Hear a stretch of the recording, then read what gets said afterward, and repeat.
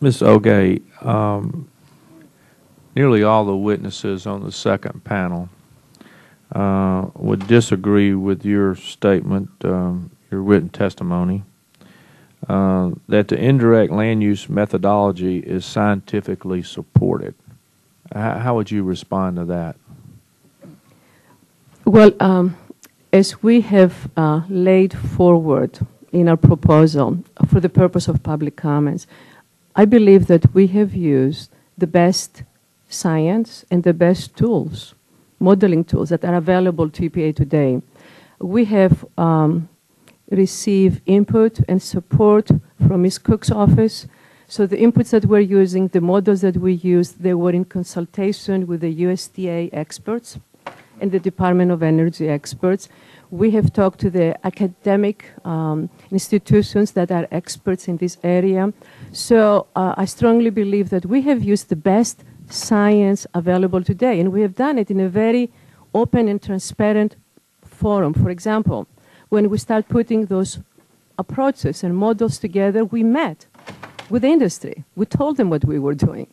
When we received the results, and it takes a long time for those models to be producing results, we sat down first with USDA and the Department of Energy, and we share those findings. And then we share them with the industry.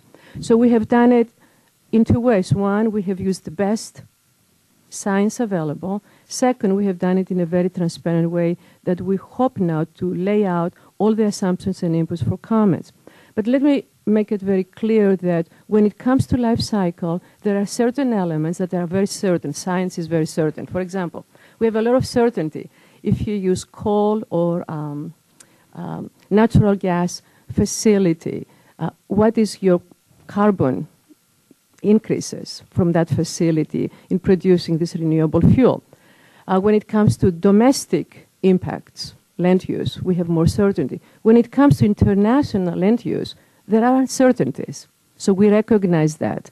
And we have done a number of sensitivity analysis in our proposal to show the impact of those uncertainties.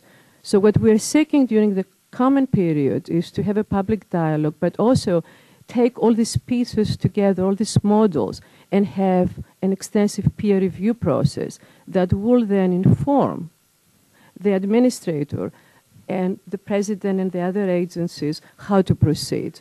So in conclusion, I believe we have used the best science available. Has this just been a rush to do this, or is it to wait on proven methodology rather than just trying to forge ahead with the best available science?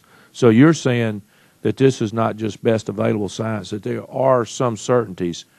Now, these some certainties, how does that play into the overall methodology that you're using to come up with these rules? First of all, I don't believe that we have rushed the decision. I believe we have taken the appropriate time required to draft these regulations. Has that been? It has been about over a year and a half. Typically, it takes a year to do a proposal. Actually, ESA required that EPA propose and finalize the standard end of 2007.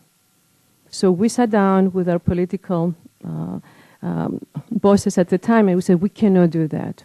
We cannot. This is too big and too important. So please be assured that we have taken the appropriate time because we realize the impacts that this will have to the sector as a whole, especially the first generation of biofuels. Second, in the proposal, we have analyzed the uncertainty, and we have done sensitivity analysis, and we believe that during the comment period, we will have sufficient input that will allow us to narrow the uncertainties so we can come up with values that will be more defensible. Thank you. Ms. Cook, what part or did the USDA, and I know you've been there a very short period of time, so you may not know this for a fact, but do you know what kind of active role you played or the USDA played with the EPA in coming up with these this renewable fuel standard rule, because I would think that it would be very important for the USDA to play a big part in how they came up with this on renewable fuels. Agreed. And while I know we were involved, I'm afraid it predates me, as you suggested. I'd be happy to supply that for the record. Most of that consultation would have been with the more science-based parts of USDA as opposed to rural development, the lending arm. But I'm sure our research, education, and extension folks, certainly the Office of the Chief Economist, would have been involved in that. I'd be happy to supply that for you. Well, if you could supply that, I think that'd be very interesting Sure. for us to find out what kind of information the EPA wanted from you. And also, just one quick question for Ms. Cook also. The Commodity Credit Corporation part of the Farm Bill.